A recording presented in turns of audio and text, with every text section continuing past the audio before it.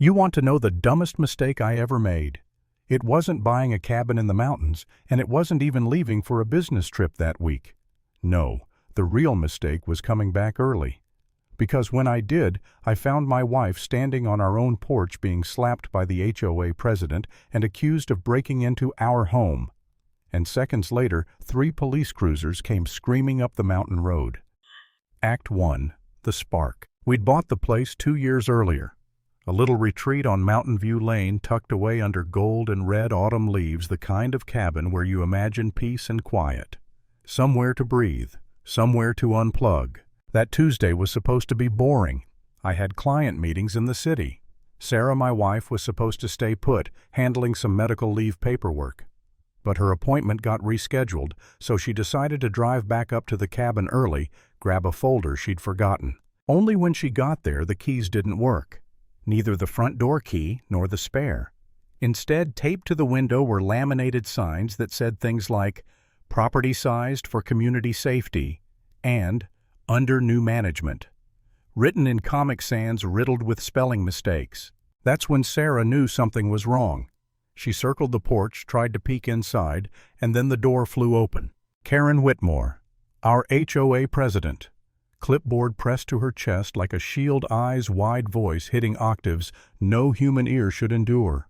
"Who are you, and what are you doing on my property?" she shrieked. Sarah, still wearing her aviator sunglasses from the drive, kept her voice steady. "This is my house. I live here. You need to leave." But Karen had been rehearsing for this moment. She staggered back, clutching her clipboard, gasping like she'd just spotted a burglar. Then right there on our porch, she dialed 911 on a TikTok live stream. Her phone propped against a wooden bear statue, broadcasting every second. "Help, home invasion." "Send officers immediately," she cried, while Sarah stood there calm as a stone waiting. That's when my phone buzzed. A text from Sarah. "Come home now. Police on the way. Someone changed the locks." I left that conference room so fast, my co-workers thought I'd had a heart attack. The entire drive back, 3 hours of winding mountain roads, my mind raced. Was she safe? Were we about to lose our own cabin because some HOA Karen made up rules no one else agreed to? Act 2. Escalation and doubt. By the time I pulled off the highway, the mountain was already glowing with police lights.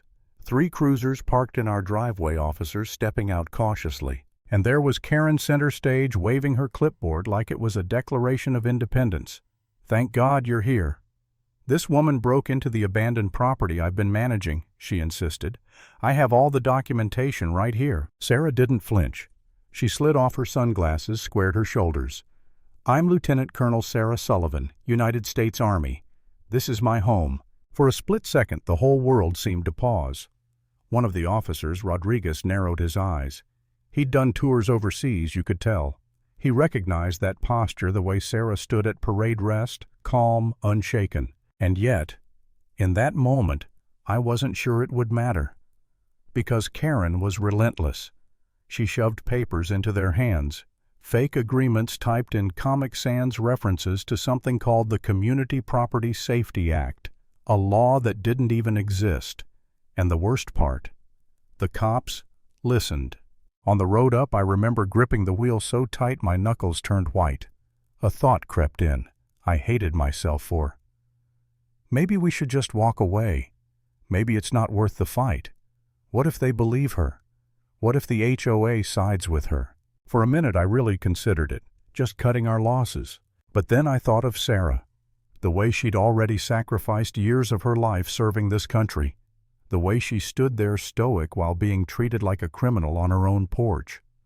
No, I wasn't about to let some clipboard warrior steal what we'd built. That's when the twist came. A second officer arrived, Captain Williams. The second he saw Sarah, his whole expression changed. He snapped to attention. "General Sullivan," he asked, almost in disbelief. Sarah gave the smallest smile. "Good to see you again, Captain. How's your daughter's soccer team?" The man's voice softened. "They made regionals, ma'am." And just like that, the dynamic flipped. The officers realized they weren't dealing with a squatter. They were dealing with their former commanding officer. Meanwhile, Karen just froze, clipboard dangling at her side, her TikTok stream still rolling. Comments started pouring in. Wait, is this lady really military? Karen, you sure you know what you're doing? Even her own viewers were starting to doubt her. That's when I pulled into the driveway, stepped out with my portfolio of documents, deed, mortgage insurance photos, and a USB drive full of digital records. I walked up, my hands shaking from fury and adrenaline, and said, "I'm the owner of this property. Here's the proof." And as if that wasn't enough, our neighbor Mrs. Patterson shuffled over, carrying a thick manila folder. She'd been keeping records for weeks, emails from Karen with subject lines like, "Abandoned cabin security update," and night vision footage of Karen at 2:47 a.m., whacking our lock with her ridiculous pink hammer. The evidence was stacking up. And Karen. She was still live streaming, rambling about military conspiracies and squatters' rights. She didn't even see how deep she was digging her hole. Act 3. The Collapse. You ever watch a house of cards fall in slow motion? That was Karen. Captain Williams flipped through her so-called documents, eyebrows rising higher with each page. One was addressed to Woodside County Court. Problem: Woodside County doesn't exist. Another was labeled Temporary Property Management Agreement, written in Comic Sans full of typos. Then came the knockout punch. Rodriguez played the audio from our smart lock system, Karen muttering to herself while hammering away at 3 a.m., rehearsing lines for her fake 911 call. "I'm so scared. She's being aggressive." The officers just stared at her, and yet Karen doubled down. She lifted her phone, started a brand new TikTok stream. "Listen up, everyone. This is proof of the conspiracy I've been warning you about. The military is taking over our communities." Her voice cracked as she spun out wild theories. Viewers climbed by the thousands, but the comments brutal. Screenshots of her earlier live stream breaking into our cabin. Neighbors chiming in. Even her mother posted, "Karen honey, please stop embarrassing yourself." Still, Karen ranted, waving her clipboard until the sheriff's department issued a press release.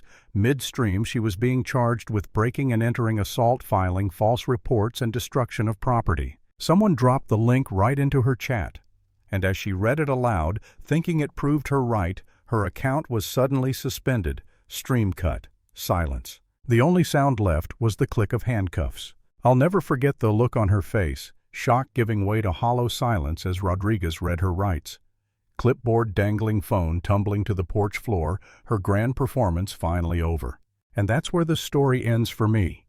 Not with champagne, not with a celebration, but with the simple sight of justice. The self-appointed queen of the HOA marched off our porch in handcuffs while the whole neighborhood stood in stunned silence.